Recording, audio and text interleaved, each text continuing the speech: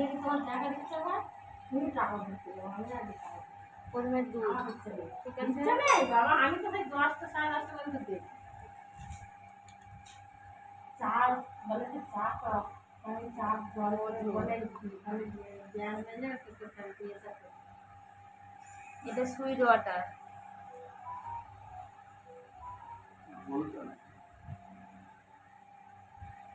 এটা ঘি।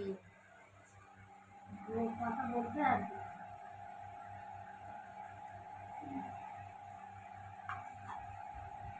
সব দিয়ে দিচ্ছি।